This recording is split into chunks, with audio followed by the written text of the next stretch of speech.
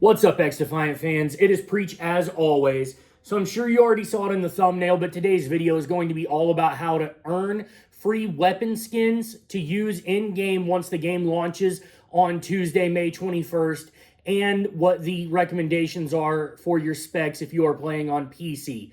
But before we jump into all of that, you guys already know what to do. If you like this video, smash that thumbs up button. Subscribe if you're new here and turn the bell notifications on if you want to know every time I post a new video. So let's go ahead and jump on into this. XDefiant put out a image that I'm going to go ahead and throw on screen now showing us how to earn free weapon skins. Now, this is going to be through Twitch. They said to celebrate the game's free-to-play debut, we're offering 6 weeks worth of in-game rewards for tuning in to watch the competition on Twitch. These Twitch drops will begin on our XDefiant All-Star Series, taking place on May 21st at 9 a.m. Pacific, noon Eastern, on the official Ubisoft channel. You can get even more rewards all preseason long by watching any XDefiant Twitch stream. So I'm assuming if you're playing XDefiant on Twitch, your stream probably qualifies for this. They don't say anything about it being specific content creators, but they literally said any XDefiant Twitch stream. So I'm going to take them at their word on that. If somebody is streaming XDefiant and you tune in to watch them play, whether it be a friend, family member, or somebody you're already a fan of, you should be able to get these rewards. So let's go ahead and take a look at what these rewards are and go over them right now. So the week 1 reward is watch 30 minutes for a weapon XP booster. Watch 60 minutes for the Morganite weapon skin on the M4A1. And watch 90 minutes for the Violet weapon skin on the M4A1.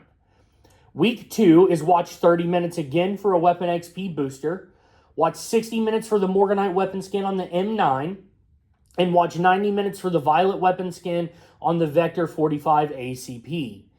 Week 3 again, we are starting with watch 30 minutes for a weapon XP booster. Watch 60 minutes for the Morganite weapon skin on the M870. And watch 90 minutes for the Ember weapon skin on the M16A4. Week 4 again, we are starting with watch 30 minutes for the weapon XP booster.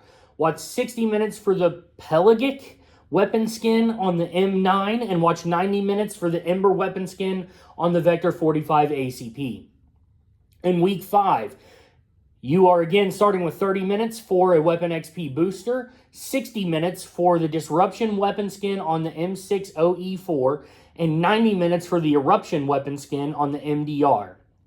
And finally, week 6, the last one, again, watch 30 minutes for a weapon XP booster, and then watch 60 minutes for the Amber weapon skin on the M44, and 90 minutes for the Pelagic weapon skin on the Vector 45 ACP.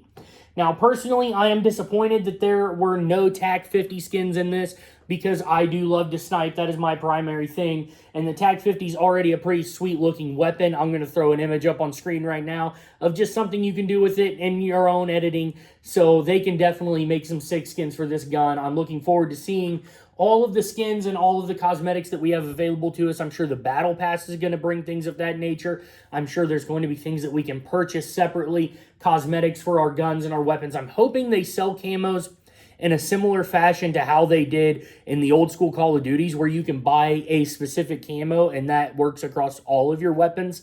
That would be ideal, but we'll see how it goes. Obviously, if you buy one camo and it can work on every gun, that probably makes them less money than selling them individually and specifically per gun. But it allows you, if there's a camo you love and it's not for the gun you want, that's not ideal. If there's a camo you love and it can be for any gun, then you can put on your favorite gun and enjoy that. But I also said we were going to talk about the PC specs. I'm going to throw another graphic on screen right now showing this. And I may not talk too in-depth about it, but they have minimum recommendations at 1080p all the way up to ultra recommendations at 4K. Essentially, the minimum CPU that you could have is an Intel i3 10105F or an AMD Ryzen 3 3100. Ultra, you're going to want at least to run Ultra an Intel i7 9700K or an AMD Ryzen 7 3700X. So minimum GPU Intel Arc A380 6 gigabyte, or a GTX 1050 Ti 4 gigabyte, or an AMD RX 5500 XT 4 gigabyte. On the minimum end, running Ultra for a GPU, you're going to want at least an NVIDIA RTX 3080 or an AMD RX 6800 XT. Now, something I will say on the Intel side, if you have like a 3060 or a 3070 Super, that may actually outperform a 3080. So, you know, that's all up to how good your hardware is. RAM at minimum, 8 gigabytes dual channel, and Ultra, you can still play with 16 gigabytes dual channel. Windows 10 is the oldest OS you can use to play this on PC. Windows 10 or 11 is going to be required for playing at 4K, but nothing older than Windows 10, obviously. And then the game is only 35 gigabytes on PC. I had said 65 because that was what I saw in the original article, but it looks like until we start getting DLC, the base game is only going to be 35 gigabytes.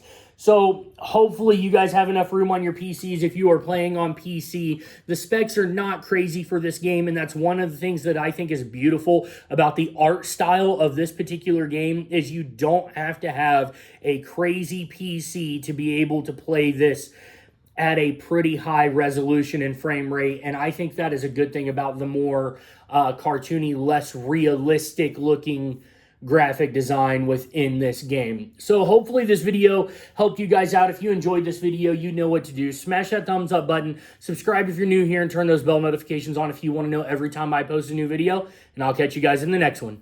Preach out.